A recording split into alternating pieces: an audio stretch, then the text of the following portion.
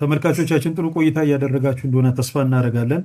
የቀጣይ ጥያቄ የቤተ ክርስቲያኒቱ የሚሽንና ቴዎሎጂ መምሪያ ዳይሬክተር ቄስ ጥላይን ይመለከታል። በእሑድ ማለዳና በኮንፈረንሶች የአገልግሎት ግብዣ በሚመለከት መምራትም ሆነ በስብከተ ወንጌል ማገልገል የሚችሉት የቤተ ክርስቲያኒቱ አገልጋዮች እንደሆነ ኖላዊ ደብዳቤው ይገልጻል። ይህ ውሳኔ የተቀሩ የቤተ ክርስቲያን አገልጋዮችን ያጠቃልላል። የቤተ ክርስቲያኒቱ ቄሶች በእሑድ ማለዳ መርሃ ግብር በራሳቸው አሊያም በሌላ ቤተ ክርስቲያኒቱ ማህበረ ምዕመናን ብቻ እንዲያገለግሉ መመሪያው ያስጠነቅቃል። ምክንያቱ ምንድን ነው? ይህንን በተመለከተ ለተመልካቾች ማብራሪያ ቢሰጡን። እኔም በጣም አመሰግናለሁ። የኢትዮጵያ ወንጌላዊት ቤተክርስቲያን መካነ ኢየሱስ ቅድም ሲነገር እንደነበረው ሉተራዊት ቤተክርስቲያን ስትሆን መድረኮቿ ወይንም ምስባኮቿና መሰዊያዎቿ ሁለት ዋና ነገሮች ላይ ያተኮራል። መጀመሪያው እግዚአብሔር ቃል በንጹህ ሳይሸቃቀጥ ወይም ሳይጨመርበት በንጹህ የሚሰበክበት፣ እንደዚህም ደግሞ ቅዱሳት ሚስጥራን አገልግሎት እውነተኛ በሆነው በጸጋው ላይ በተመሰረተ መንገድ አገልግሎት የሚሰጥበት ነው። ይህንን አገልግሎት በአንድ በኩል ስናይ ለኢትዮጵያ ወንጌላዊት ቤተክርስቲያን መካነ ኢየሱስ ምስባክ ማለት ምን ማለት ነው? ፑልፒታችን ምንድን ነው ስንል ፑልፒት ቅድም እንዳልነው የእግዚአብሔር ቃል የሚነገርበት ሆኖ በንጹህ የሚሰበክበት ሆኖ ከቤት የሚጀምር ቤታችን ለልጆቻችን ለቤተሰባችን ፑልፒት ነው። ከዚያም ደግሞ ከፍ ብሎ ስብከት ጣቢያዎቻችን 2፣ 3፣ 5፣ 10 ሆነው የሚሰበሰቡበት ቦታ ለኛ መስበኪያችን ነው ወይም ምስባካችን ነው። ከዚያ ደግሞ ከፍ ያለው ማህበረ ምዕመናን ያላቸው የምስባክና የመሰዊያ አገልግሎት ናቸው። እነዚህ አገልግሎቶች እንግዲህ ጥንቃቄ የሚፈልጉ ናቸው። ምክንያቱም እረኛ ያስፈልጋቸዋል። እረኛው ለምዕመኑ ወይንም ለመንጋው ምን እንደሚያስፈልግ የሚያውቅበት የቤተ ክርስቲያኒቱ ሌክሽነሪ ወይንም ካላንደር ምዕመናን በቂ ዕውቀት እንዲያገኙ ታስቦ የተቀመጠ ስርዓትን ተከትሎ በቂ ዕውቀት እንዲኖራቸው ተደርጎ የተቀመረ በመሆኑ የእረኞች አገልግሎት ምዕመናኖቼ በቂውን ዕውቀት አግኝተዋል ወይ የማለት የመጀመሪያውን ጥያቄ መመለስ አለባቸው። ሁለተኛ ፑልፒታችን ምዕመናንን የምናስታጥቅበትና የምንቀርጽበት መድረክ ነው። ሶስተኛ ፕሮሲጀርና ስርዓትን ለምዕመናኖቻችን እንደ እግዚአብሔር ቃል የምናስተምርበት መድረክ ነው። ስለዚህ የዚህ አገልግሎት ዋናው ባለቤቶች እነዚህ ቄሶችና ወንጌላውያን ናቸው፣ የመጀመሪያዎቹ ፊት ለፊት የሚቆሙት። ስለዚህ ለምዕመናቸው ጥንቃቄ ስለሚያደርጉ ለሌላ ሰው አሳልፈው መስጠት አግባብነት የለው። የራሳቸውን ምዕመናን ኒድ የሚያውቁት እነሱ ናቸው፣ የጎደላቸውን የሚያውቁት እነሱ ናቸው። ስለዚህ ትኩረት አድርገው የራሳቸውን ምዕመናን እንዲመግቡ የመጀመሪያው ጥንቃቄ የሚደረግበት ምክንያት ይሄ ነው። ለዚህ ነው ለውጭ ክፍት የማናደርገው። ከዚያም አልፎ በሁለተኛ ደረጃ እነዚህ ቄሶች ወደ ሌላ ለምንድን ነው መሄድ ወይንም ወንጌላውያን ወደ ሌላ መሄድ ወይንም አገልጋዮች ወደ ሌላ መሄድ ቤተክርስቲያኒቱ የከለከለችበት ምክንያት የሚለው የመጀመሪያው ነገር መሄድ እንዳለ ሁሉ መጥራትም ስላለ ነው። ስለዚህ የራሳቸውን መድረክ ለሌላ ሰው ሰጥተው መሄድ ስለማይችሉ ሁልጊዜ እዛ ጋር መሆን ስላለባቸው፣ ሁለተኛው ነገር ደግሞ ለራሳቸው ሄዶ ምዕመናኖቻቸውን መከልከል አይችሉም። ስለዚህ ለምዕመናኖቻቸው ጥንቃቄ ከምዕመናኖቻቸው ጋር በመቀመጥ ምዕመናኖቻቸው በቂ ምግብ እዚህ እያገኙ እንዲኖሩ ስራ መስራት የነሱ ፈንታ ነው። ስለዚህ የሚሄዱበትም ጊዜ የለም ማለት ነው። ለራሳቸው ሄዶ ደግሞ ምዕመናንን አትሂዱ ማለት አይችሉም። ለምን? ለራሳቸው የሚያደርጉትን ነው ምዕመናኖቻቸው የሚያደርጉት። ስለዚህ ቤተክርስቲያን ወደ ሌላ መድረክ መሄድ ወይንም ወደዚህ ምስባክ ቦታ መጥራት አግባብ አይደለም፣ ጥበቃ ያስፈልገዋል ያለችበት ምክንያት ይሄ ነው። የትኞቹ ናቸው የተከለከሉት፣ የትኞቹ ናቸው የተፈቀዱት የሚለው የትኛውም የምስራቹ ቃል የሚነገርበት የቤተ ክርስቲያኒቱ ምስባክ በጋራ ቀደም ምክትል ፕሬዚደንቱ ካሉት ውጪ የእግዚአብሔር ቃል የሚነገርባቸው ሌላ የሚነገር ነገር የለም። ሌላ አክቲቪቲ የለም። ስለዚህ በዚያ ቦታ ሁሉ ላይ አገልግሎት ሊሰጡ የሚችሉ ቤተክርስቲያኒቷ በተለያዩ ስጦታዎች በተለያዩ አገልግሎቶች የተካኑና እግዚአብሔር የባረካት ቤተክርስቲያን ስለሆነች በቂ አገልጋዮች በቂ ምስባክ ስላላት ለራሷ በቂ ነች ለማለት ነው። አመሰግናለሁ ቄስ።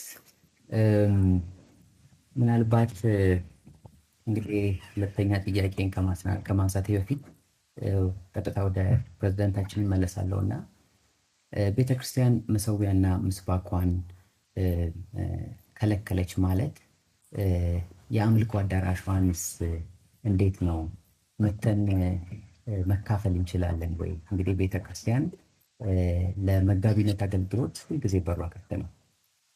የወንጌላውያኖቻችን በር ሁልጊዜ ክፍት ነውና መቶስ መካፈልን በተመለከተ እዛ ላይ ትንሽ ይጨምሩና ቀጣይ ጥያቄን ደግሞ አቀርባለሁ ማለት ነው። አመሰግናለሁኝ። ይቺ ቤተክርስቲያን ሉትራዊት ቤተክርስቲያን ነች። ሉትራዊት ቤተክርስቲያን ስትሆን የምትቆምባቸው የእምነት አዕማድ ወይም ፒላርስ ኦፍ ዘ ሉትራን ፌዝ የሚባሉ አሉ። ከዛ ውስጥ አንዱ በዘሶላስ የምንላቸው ናቸው።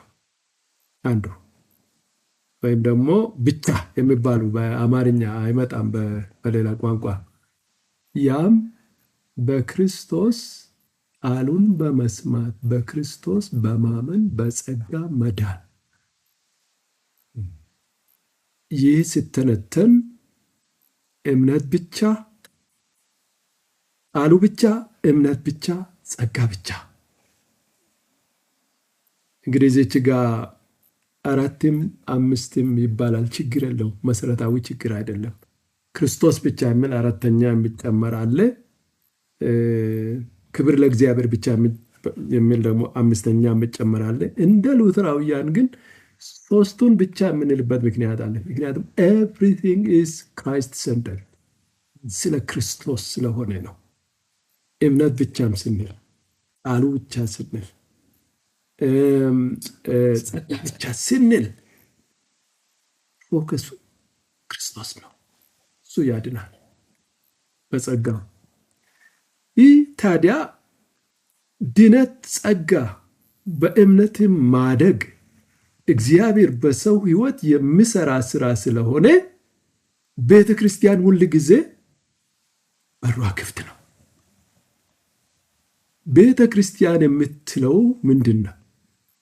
እኔን በሚገባኝ በተረዳሁት በራሴ ትውፊት ውስጥ ወንጌልን እሰብካለሁ።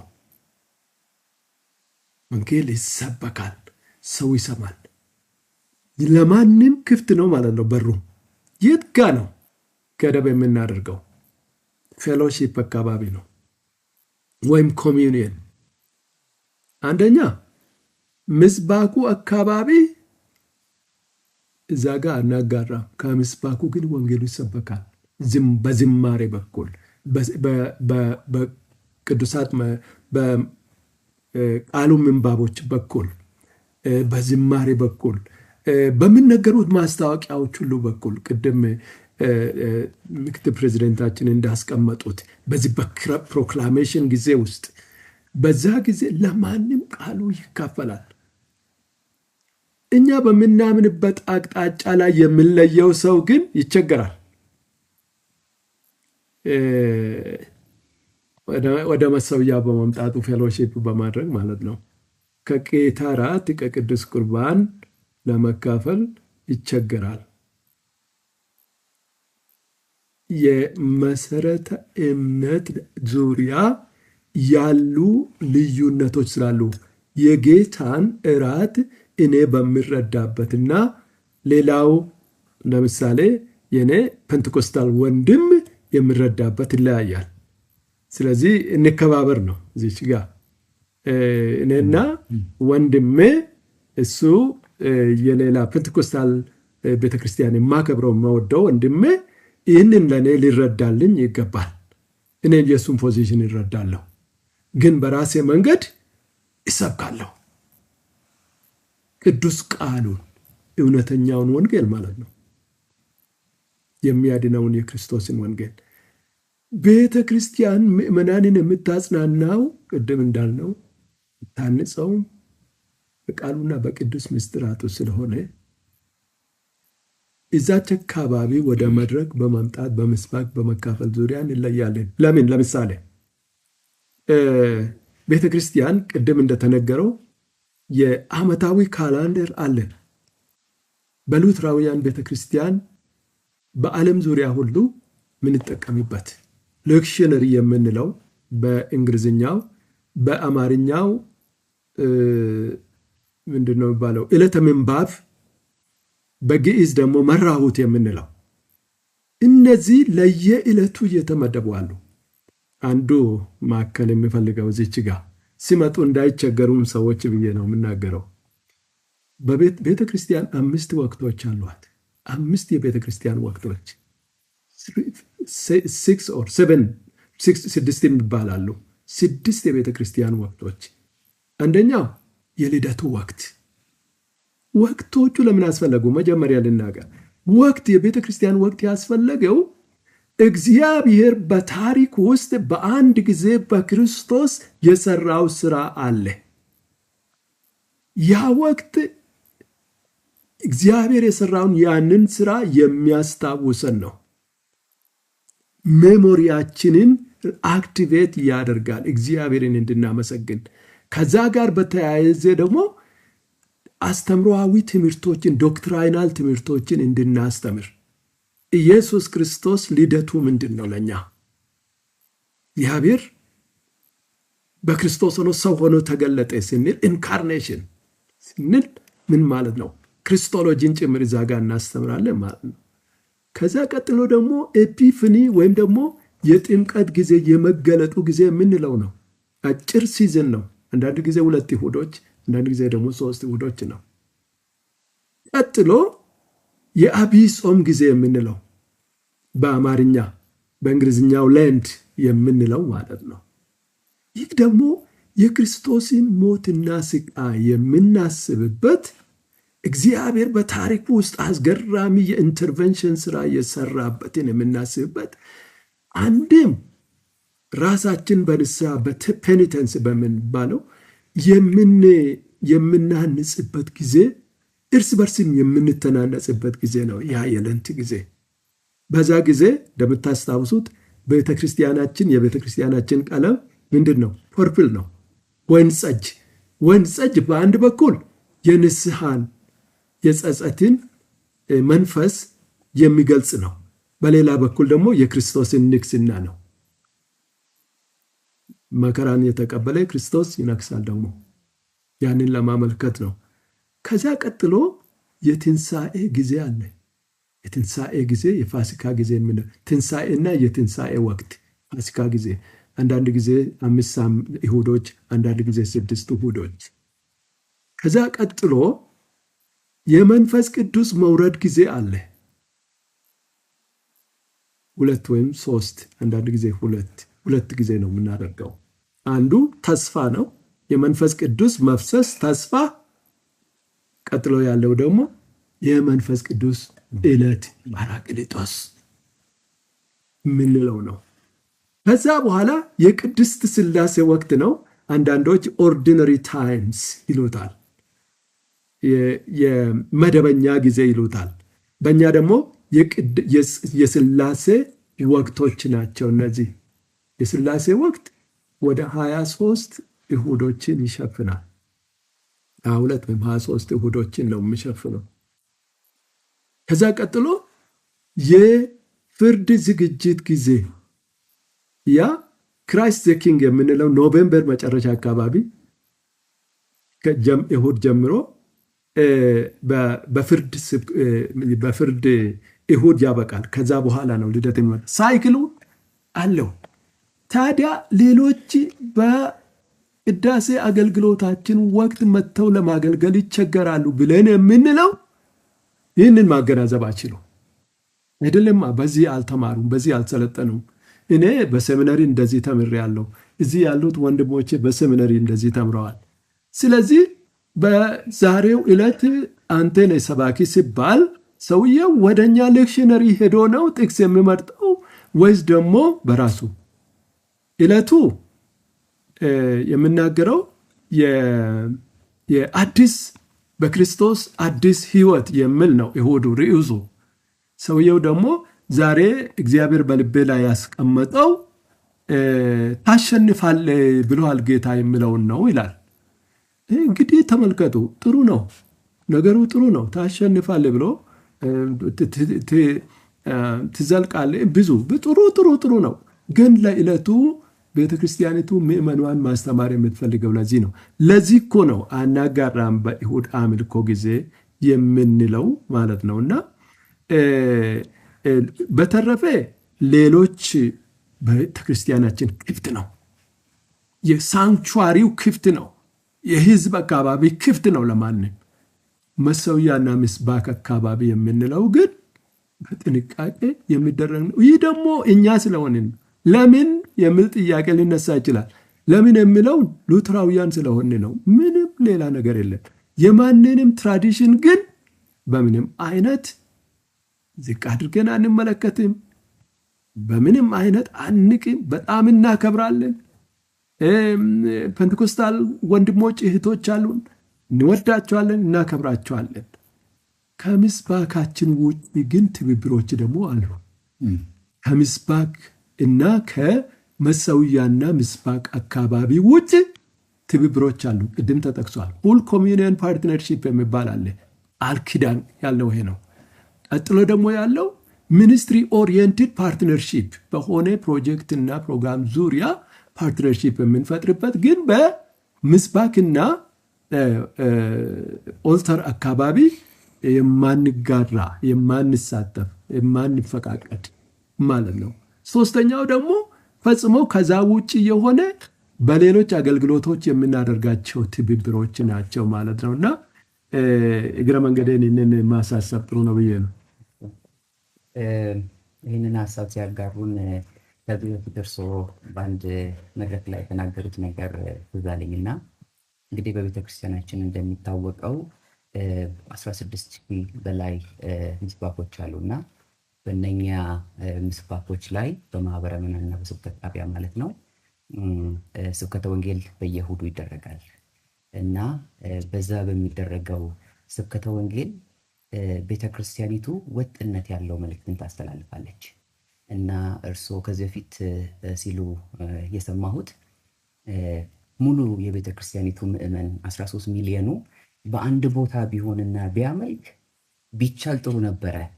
ነገር ግን ያ አንድነትን ማምጣት የጊዜ የቦታ የሁኔታ ልዩነት ስለሚፈጠር ነገር ግን በአንድ መልእክት ላይ እቺ አንድ ወጥ ቤተክርስቲያን በሁሉም ምስባኳ ላይ አገልግሎትን ትሰጣለች ሲሉ ሰምቻለሁ እና ይህም የቤተክርስቲያኒቱን አንድነት ያሳያል የሚለው ላይ ለመጨመር ነው። ወደ ጥያቄ እመጣለሁ። የእርስዎ ጥያቄ ላይ አልነበረም ሪፍሌክት ያደረጉት ቅድምና ጥያቄ የሐዋርያትና የነቢያትን አገልግሎትና ሹመትን በተመለከተ የቤተክርስቲያኒቱ አስተምህሮ ምን ይመስላል? በውሳኔ ደረጃ ምን አስቀምጣለች ቤተክርስቲያን የሚለውን እዚህ ላይ ሀሳብ ሰጥ። አመሰግናለሁ። እንደገና ለአንድ ጉዳይ ትንሽ ወደ ኋላ ልመለስና ወደዚህ እመጣለሁኝ። ወደዚህ ጥያቄ አሁን ከተናገርኩት ጉዳይ አንጻር የጊዜ ቀመር ላይ ትንሽ አንድ ሁለት ቃል እላለሁ። በዚህ ኖላዊ ደብዳቤ ላይ ቢቻል የቤተ ክርስቲያናችን መደበኛ አገልግሎት የ2 ሰዓት አገልግሎት ብቻ ቢሆን ጥሩ ነው ይላል። የታችሁ እንደሆነ እንደየአውዱ ከዛም በላይ ሊሆን ይችላል። ግን ከ2 ሰዓት ያነሰ ጥሩ አይደለም። ከ2 ሰዓት በላይ ደግሞ ተለጦ ሲሄድም ችግሮች አሉ። የሚደክማቸው አባቶች፣ እናቶች አሉ፣ ልጆችም አሉ። የሰው ኮንሰንትሬሽንም ከዛ በላይ ብዙ አይሄድም። ከመቆየት ያለፈ የምጠቀሙት ነገር ብዙ አይሆንም በሚል ቤተክርስቲያናችን ብዙ ጊዜ ቅዳሴ መጽሐፏ በ2 ሰዓት ጊዜ ውስጥ በሚጠናቀቅ መልኩ ነው የተደራጀው። በ2 ሰዓት ጊዜ ውስጥ አንድ ፓራግራፍ አለ። አሁን ሰሞኑን በስህተት በደንብ በአስተውሎት ያልታየ ይመስለኛል። አንዳንድ ሶሻል ሚዲያ ላይ ያለው እዛ ጋር የሚታየው ምሳሌ ነው። ለምሳሌ ይላል እንጂ ኮንሰርቫቲቭም አይደለም። ለቃሉ እወጃ 1 ሰዓት ቢሆን ተብሎ ሲል ቅድም ቄስ ዶክተር ታሪኩ የተናገሩት ነው። 1 ሰዓት ቃሉን ለማወጅ ብንወስድ ዝማሬ ደግሞ በዛ ውስጥ ቦታ ቢያገኝ የሚል ነው። ይህ አፈጻጸም ጉዳይ ነው። ባንቸገር ለሚሰሙት እንዲገባቸው ብዬ ነው። የአፈጻጸም ጉዳይ ነው። ቄሶቹ 2 ሰዓት አከፋፍለው አመቻችተው አንዱን 40 አንዱን 50 ማድረግ ይችላሉ። ግን ሚዛናዊነቱ ይጠበቅ ነው። ህዝቡ ይዘምር ከስብሐት ለአምላክ ወይም ከሌላ ዝማሬ ከነቁጥሩ ቅድም ቄስ ማርቆስ እንደተናገሩት ሰባኪውም ይስበክ። የኛ ስብከት ኤክስፖዚተሪ ስብከት ነው። ታውቃላችሁ፣ ኤክስፖዚተሪ ስብከት ቅድም እንዳልኩኝ ጊዜ ይጠይቃልና ምዕመናን እንዲገባቸው ለማድረግ ማለት ነውና ያቺን የሰዓት ጉዳይ ዋና ጉዳይ አይደለም። በነገራችን ላይ ዋናው ጉዳይ ሌላ ነው። አሁን ብዙ ሰዎች ሪፍሌክት እያደረጉ ያሉት በሰዓት ጉዳይ ነው። እሱ ግድ የለም። እንደየ ማህበረ ምዕመናኑ ማመቻቸት ይቻላል። አንዳንድ ማህበረ ምዕመናን 4 ሰዓት አመልካለሁ ካለ በዛ ልክ ማመቻቸት ይችላል። ዋናው ጉዳይ ኩን ትኩረቱ ስብከተ ወንጌል እንደ ሁለተኛ ደረጃ ጉዳይ አይታይ። ክርስቶስን እንሰብካለንና እና ለዚህ ነው እንዲያውም በእምነት ዙሪያ ዛሬ ትንሽ መለሳለስን እያየን ያለ ነው። ቃሉን ህዝቡ እያወቀ ስላልሆነ ነውና ይህንን ብዬ አልፋለሁ። ቀጥሎ እንግዲህ የዚህ የሐዋርያትና ነቢያትን አገልግሎትና ሹመት በተመለከተ የቤተ ክርስቲያናችን አስተምህሮ ምን ይመስላል የሚለውን በጣም ጠቃሚ የሚሆነው ይህንን በሚመለከት 48 ገጽ ያለው የጥናት ጽሑፍ አለ። እሱም ማንበብ ነው። ስመተ ሐዋርያ፣ ስመተ ነቢይ ትክክል ነው አለ ወይስ የለም የሚል አለ። ያ ሁሉ ከተባለ በኋላ ብዙ ጽሑፎች ተነበው መዋቢ ጽሑፎችም ቀርበው የተለያዩ ቴዎሎጂያንስ የሚያቀርቡትንም አንዳንድ ደግሞ ሐዋርያትም ነቢያትም የሐዋርያትም የነቢያትም ሹመት ዛሬ አለ ብለው የሚከራከሩት ወንድሞች እህቶች የሚነሱበት መነሻ ጥቅስን ጭምር በማብራራት የተጻፈ አለ። ቤተክርስቲያናችን በአጭር ቃል ሐዋርያነት፣ ነቢይነት በዘመነ ሐዋርያትና በቤተ ክርስቲያን መመስረት ላይ አለ። እዛች ጋር ግልጽ የሆነ ሴሴሽኒስት ነን። መካነ ኢየሱስ ሐዋርያ የሚል ሹመት ማለት ነው። ሐዋርያዊ አገልግሎት ግን አለ። ቤተ ክርስቲያናችን ይህንን ታምናለች። ሐዋርያዊ አገልግሎት ግን አለ። ትንቢታዊ መልእክት ግን አለ። ኦፊሱ ግን የለም። ምክንያቱም ሰው አይሾምም ሐዋርያ፣ ክርስቶስ ብቻ ነው።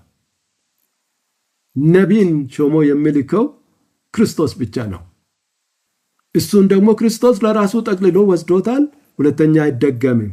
ኤፌሶን ምዕራፍ 2 ቁጥር 20 ላይ በነቢያትና በሐዋርያት መሰረት ላይ ታንጻችኋል፣ እኛም ሁላችን ደግሞ የአካሉን የምንገነባ ክርስቶስ ማዕዘኑ ድንጋይ እኛ ደግሞ ከሱ ጋር የምንሰራ ነን ይላልና አለቀ። በዚህ ነው ቤተክርስቲያናችን የምታምነው። ሐዋርያዊ አገልግሎት ግን አለ። መልእክተኛ ማለት ነው በቤተክርስቲያናችን ሐዋርያ ማለት እንደዚህ ነው። ቃሉም ይሄ ነው። ወደ ግዕዙም ወደ ግሪኩም ስትሄዱ፣ ወደ ላቲኑም ስትሄዱ ይህን ነው የምናገረው። መልእክተኞች በቤተክርስቲያን አሉ። የግሪኩን ቴክስት ስናነብ ይሄ አፖስቶሎስ ኦር አፖስቶሎይ የሚለው በብዜቱና በእንትኑ እየተቀመጠው መልእክተኛ ማለት ነው። መልእክት የሚያደርስ አሉ፣ የሚያደርሱ ዛሬ የሚሮጡ አሉ። ሐዋርያ ሳይባሉ ግን የሐዋርያነት ስራ የሚሰሩ አሉ። በቦረናና አካባቢው እየተሯሯጠች ወንጌል የምትሰራ አንዲት እህት አለች። ታውቃላችሁ፣ ሁል ጊዜ የምንጸልይላት። እንግዲህ ሐዋርያ መሾም አለበት ከተባለ እሷ ነች የምትሾመው። እና ግን ሀሳቡ ምንድን ነው? የለም በቤተ ክርስቲያናችን አንልም። ግን ሌሎች ከቤተ ክርስቲያናችን ጋር በሆነ ህብረት ያለን ሰው የራሳቸው መድበው ለራሳቸው ሐዋርያትንም ነቢያትንም የሚሾሙ ካሉ አነቅፋቸውም። የራሳቸው ቤት ነዋ። የእኛ ቤት ግን ሌላ ነው። ግን አነቅፋቸው። ክላሲካል ፔንቴኮስታልስም ቢሆኑ ሌሎችም ቢሆኑ በምንም አይነት አነቅፋቸውም። በእውነቱ ላይ ቆመን ግን እኛ ራሳችንን በዚህ መልክ እንመለከተዋለን ማለት ነው። እና በአጭሩ ለመናገር በኤፌሶን 4:11 ላይ ያለው መነሻ የሚሆነው ነገር ከሌሎች ጥቅሶች ጋር በተጓዳኝ መነበብ አለበት። ከቆሮንቶስ ምዕራፍ 9 ከቆሮንቶስ 1 ቆሮንቶስ 9 ከአንደኛ ቆሮንቶስ 12 እና ከሌሎችም ከኤፌሶን መልእክቶችም ጋር ተያይዞ ካልተነበበ ብቻውን ቁንጽል ከተደረገ አስቸጋሪ ነው። 5 ጣምራ አገልግሎቶች ወይም ደግሞ ኦፊሶች የምንላቸው ኦፊሶች አይደሉም። ስትመለከቷቸው በተለይ በግሪኩ ያንን ቴክስት ስታነቡ 5 አይደለም እንዲያውም ወደ 4 ነው የሚሆኑት። እና ነገሮች ጸጋ ስጦታዎች ናቸው። ለዚህ ነው የምንረዳ የጸጋ ስጦታዎች ናቸው። በቆሮንቶስ ላይ በዛ መልክ ጽፎ ሐዋርያው ጳውሎስ ኤፌሶን ላይ መጥቶ ደግሞ ሌላ ነገር አይጽፍም። ስጦታዎቹ አሉ። ይህም ደግሞ የክርስቶስን አካል ለማነጽ ነው። ይህ እጅ ይሰራል። 5 ወይም 4 ጣቶችን ቢኖሩት ዋናው ነገር አገልግሎቱ ነውና ቤተ ክርስቲያናችን ይህንን ታደርጋለች። ነገር ግን የሌሎችን መብት የሌሎችን እምነት ዶክትሪናቸውን ለምን አደረክ ብላ አትወቅስም፣ ግን ለመድረካችን አትጋብዛቸው። የተወደዳችሁ ተመልካቾቻችን ከመካነ ኢየሱስ ወቅታዊ ቆይታ ጥሩ ጊዜ እያሳለፍን ነው። ቀጣይ ጥያቄ ከቤተ ክርስቲያኒቱ የወንጌልና ቴዎሎጂ መምሪያ የካምፓስ ሚኒስትሪ አስተባባሪ ለሆኑት ለቄስ ወርቁ አቀርባለሁ። ቄስ ወርቁ የእሑድ የአምልኮ በስርዓተ ቅዳሴ መሰረት ቄሶች ባሉበት ማህበር በቀሳውስት መመራት እንደሚገባቸው ይታወቃል። አስተምሯዊና ትውፊታዊ ዳራ በተመለከት መግለጫ ቢሰጡን በዚህ ላይ። አመሰግናለሁ ስለተሰጠኝ እድል። ወደዚህኛው ጥያቄ እመጣለሁ። ቅድም በፕሬዝደንታችን በጥሩ ሁኔታ በተብራራው መካነ ኢየሱስ ነቢይና ሐዋርያ ብላ የማትሾምበትን ምክንያት ከመጽሐፍ ቅዱስ አረዳዷ ያለውን በደንብ ብለዋል ቄስ። እኔ ትንሽ ነጥብ ጨምሬ ወደዛ ባልፍ ደስ ይለኛል። እኛ የሌሎችን አቋም ለመንቀፍ ሳይሆን የኛን አቋም በደንብ መግለጽ ምዕመናኖቻችን በደንብ እንዲረዱ በሚል እሳቤ እንደሆነ ከግንዛቤ እንዲገባ እየጠየቅኩ ወደ እግዚአብሔርም ቃል ስንሄድ ጌታ ኢየሱስ 12ቱን ሐዋርያት ከመረጣቸው በኋላ አገልግሎቱን ጨርሶ እሱ ከትንሣኤውም በኋላ ካረገም በኋላ ይሁዳ ጌታን እንደሸጠው እና ከተመረጡት መካከል ነበረ፣ ተለይቶ እንደወጣ ይታወቃል። ሐዋርያት ተሰብስበው ሐዋርያት ሥራ ምዕራፍ 1 ቁጥር 20 አካባቢ ጀምረው ያነሷቸው ነጥብ አንድ ሰው በቦታቸው እንዲተካ ብለው ያነሱት ነጥብ ከመጀመሪያ ጀምሮ ከዮሐንስ ከመጥመቁ ዮሐንስ ጀምሮ ጌታ እስካረገበት ቀን ድረስ ከኛ ጋራ ከነበሩት ነበረ እየተናገሩት ማለት ነው። የዓይን ምስክር የሆኑ ጌታን ያዩ በእኛ መካከል ሲወጣ ሲገባ ያዩት ብሎን የተነሱት አለበት እና እንደ መስት እንደወሰዱ የተናገሩት ቃል ጥሩ ግራውንድ ነው ብዬ አስባለሁ።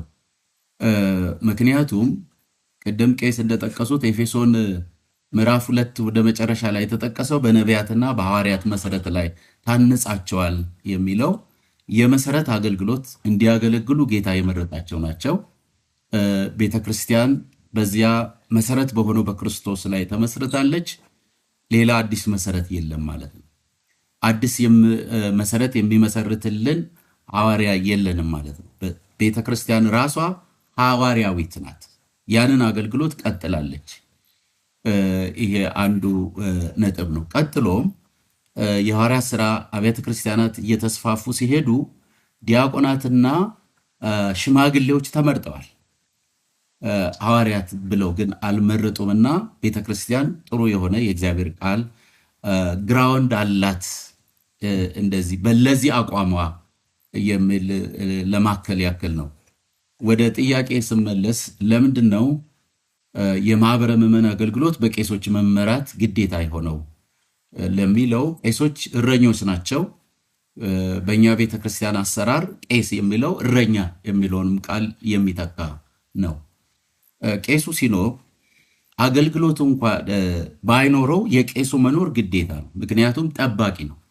ህዝቡን ይጠብቃል፣ አገልግሎቱንም ይጠብቃል። እንደ እግዚአብሔር ቃል እየሄደ ነው። እንደ ቤተ ክርስቲያኒቷ አስተምሮ ነው እየሄደ ያለው።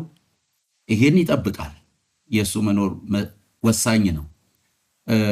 በቅዳሴ ለምንድን ነው መመራት ያለበት? ሁልጊዜ ብዙ ቦታ ከጥንትም እንደምናውቀው ቄሶችም እያሉ ቄስ ባልሆነ የሚመራ የቅዳሴ አገልግሎት አለ። የሰለጠኑ አገልጋዮች አሉ።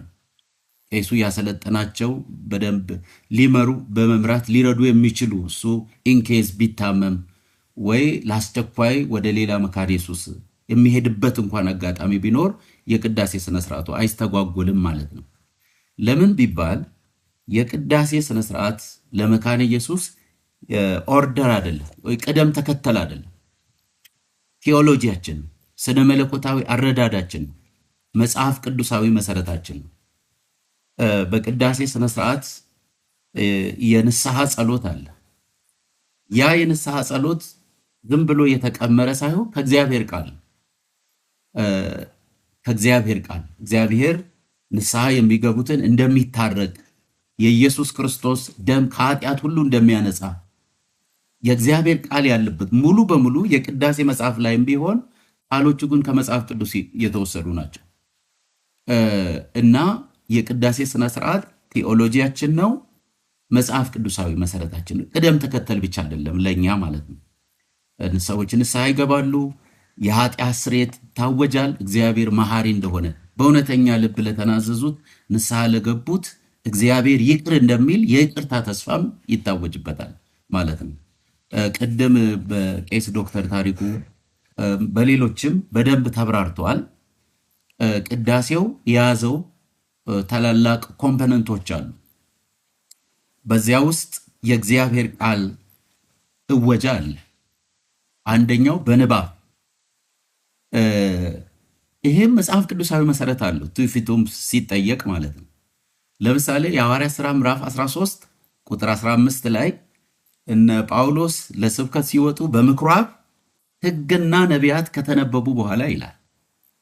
ከጥንትም ጀምሮ ከብሉይ ኪዳን ከሕግም ከነቢያትም ይነበብ ነበረ ማለት ነው። አሁን ደግሞ ያኔ አዲስ ኪዳን አልተጻፈም። አሁን ደግሞ ከአዲስ ኪዳንም ተጨምሮ 3 የምንባብ ክፍሎች አሉ። እነዚህ በስነ ስርዓት እየሄዱ ነው ወይ? እረኛ ይፈልጋል። ይሄ መጠበቅ አለበት ማለት ነው። የሃይማኖት መግለጫ አለ የቅዳሴ ስነ ስርዓታችን ውስጥ። የሐዋርያት የሃይማኖት መግለጫ በዓላት ሲኖሩ ደግሞ እንደየአስፈላጊነቱ የኒቅያ የሃይማኖት መግለጫም ይባላል እና እነዚህ ኢኩሜኒካል ክሪድስ ወይም የቤተ ክርስቲያን እምነትን አስተምሮን ሰመሪ የያዙ ናቸው። ይሄ የሃይማኖት መግለጫ ጥንትም የነበረ ምናልባት የሐዋርያት የሃይማኖት መግለጫ ከሁለተኛው መቶ ክፍለ ዘመን ጀምሮ የነበረ የቤተ ክርስቲያን ታሪክ ላጠኑ ማለት ነው። ይሄን አለ። ምዕመናን ምንድን ነው የሚያምኑት? ሌሎች እንግዳ ሰዎች እነዚህ ሰዎች ምንድን ነው የሚያምኑት ብሎ ቢገባ የሚሰማው እኛም እናምነው ይሄን ብለን የእግዚአብሔርን ቃል ከዘፍጥረት እስከ ፍጻሜ እስከ ጌታ ምጽአት እስከ ፍርድ እስከ ዘላለም ሕይወት ድረስ የሚታወጅበት ማለት ነው። በቅዳሴ መመራቱ ታሪካዊ ምክንያት አለው፣ ስነ መለኮታዊ ምክንያት አለው። ይሄ ለቤተ ክርስቲያን ሕይወት እጅግ አስፈላጊ ነው ማለት ነው። ቃል የእግዚአብሔር ቃል የሚሰማበት ነው። በመግለጫው የእግዚአብሔር ቃል ነው የሚሰማው፣ ሌላ የለም። ክርስቶስ እንደሞተ እንደተነሳ፣ እግዚአብሔር የሁሉ ፈጣሪ እንደሆነ፣ መንፈስ ቅዱስ ዛሬ ቤተ ክርስቲያንን እንደሚቀድሳት እንደሚጠብቃት፣ ምጽአት እንደምንጠብቅ የእኛን እምነት አጠቃለው የያዘ ነው ማለት ነው። ስለዚህ በቅዳሴ መመራቱ ወሳኝ የሆነበት ምክንያት ይሄ ነው። ምናልባት ጥያቄ ሊነሳ ይችላል። ቄሱ አንድ ቄስ ብቻ ቢኖር፣ ብዙ ከተሞች አካባቢ ከሁለት በላይ ቄሶች ያላቸው አሉ። አንድ ቄስ ብቻ ቢኖር ወደ ሌላ የመካነ ኢየሱስ ማህበረ ምዕመን ለአገልግሎት ተፈልጎ ቢሄድ እንዴት ይደረጋል የሚል ጥያቄ ሊነሳ ይችላል። ቄሱ ሲኖር ቄስ ባልሆነ ሊመራ የሚችል ፓርት አለው የቅዳሴ መጽሐፋችን። ይህንን ማሰልጠን የቄሱ ኃላፊነት፣ በሚገባ ማስታጠቅ፣ ምን እንደሆነ ከነትርጉሙ ማስረዳት። ከዛ ውጭ ግን የቅዳሴ ስነ ስርዓታችን እምነታችን ነው፣ ቴዎሎጂያችን ነው፣ መጽሐፍ ቅዱሳዊ መሰረት ያለው እንጂ ለኛ የቅደም ተከተል ብቻ አይደለም የሚለውን ለማስገንዘብ ነው።